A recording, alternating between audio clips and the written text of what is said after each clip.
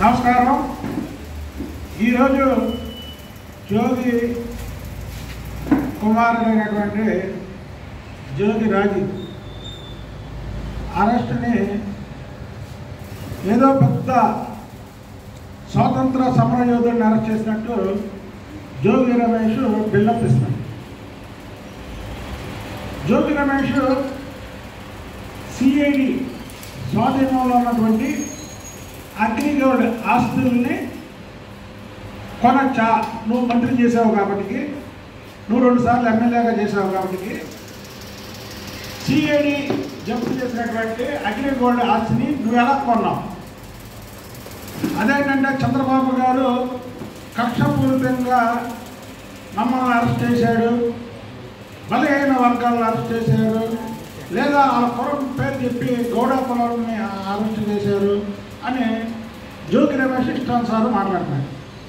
బాబు జోగి రమేష్ జగన్మోహన్ రెడ్డి ముఖ్యమంత్రిగా ఉన్నప్పుడు రాజారెడ్డి రాజ్యాంగం నడిచింది, కానీ ఇప్పుడు చంద్రబాబు నాయుడు గారు ముఖ్యమంత్రి.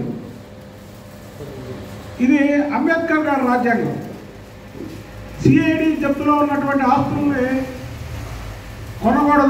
కొనకూడదు అనేది నీకు తెలిసి కూడా జగన్మోహన్ రెడ్డి మత్తులో ఉండి, జగన్మోహన్ రెడ్డి లాంటి ఎన్నో అక్రమాలు చేశాడు. నేను ఆయన శిష్యుడిగా ఉండి ఈ అక్రమం చేస్తే నా జోలికి ఎవరు వస్తారో అనుకున్నాను. కానీ నీ మైకు ఇంకా వదలలా. మైకు ఏంటంటే ఇంకా రాజారెడ్డి రాజ్యాంగం నడుస్తుంది అనుకుంటున్నావు నువ్వు. ఇక్కడ జగన్మోహన్ రెడ్డి ముఖ్యమంత్రి, రాజారెడ్డి రాజ్యాంగం అనుకుంటున్నాం. కానీ ఇక్కడ నడిచేది చంద్రబాబు నాయుడు గారు ముఖ్యమంత్రి, అంబేద్కర్ గారి రాజ్యాంగం. కాబట్టి సిఐడి జప్తు చేసినటువంటి ఆస్తులు కొనకూడదు. ఇది కూడా ఎవరైనా కోర్టులో ఆశ్రయించింది అగ్రిగోల్డ్. నీ నాయకుడు జగన్మోహన్ రెడ్డి 2014లో ఏమన్నాడు? ఎన్నికల ప్రచారంలో తిరుగుతూ అగ్రిగోల్డ్ ఆస్తులని నేను కాపాడుతా అని ఉపన్యాసాలు దంచాడు. అంటే ఇదా అగ్రిగోల్డ్ ఆస్తులు భుజించమనా నీకు చెప్పింది? సిఐడి జప్తులో ఉన్నాయి, కొనకూడదనేది నీకు తెలియదా?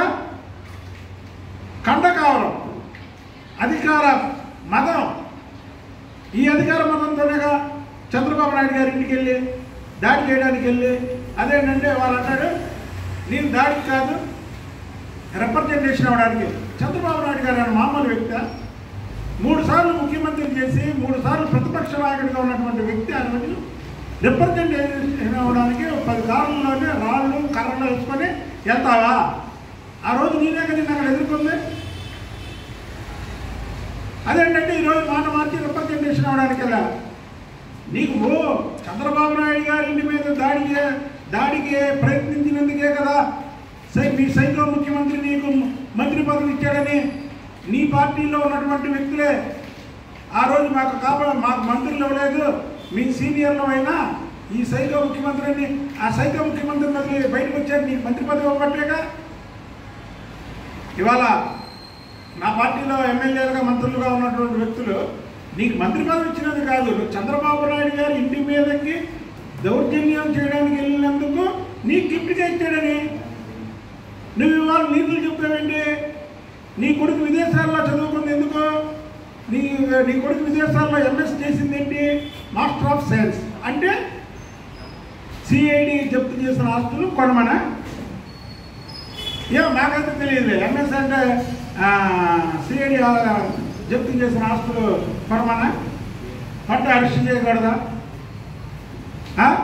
బలహీన వర్గాలు నేను బలహీన వర్గాలకు చెందినటువంటి వ్యక్తిని.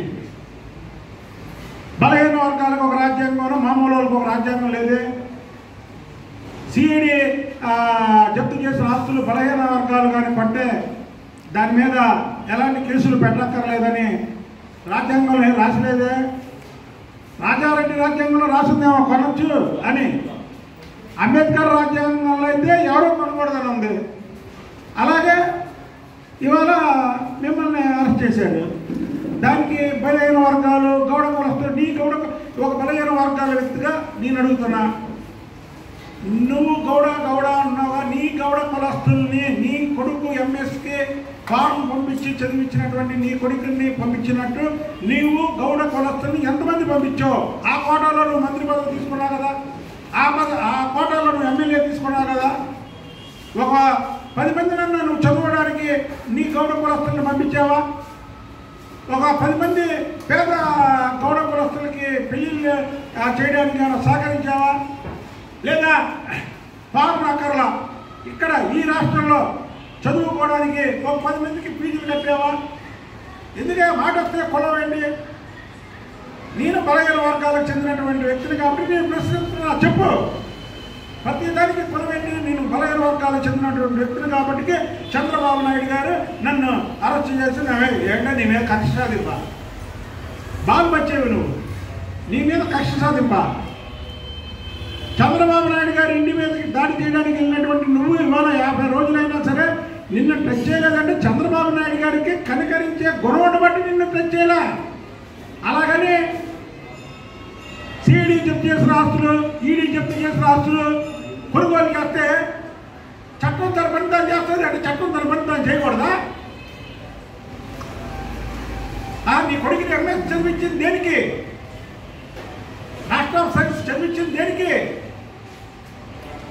సిఐడి జప్తులను ఆస్తులు కొనుక్కోవచ్చనే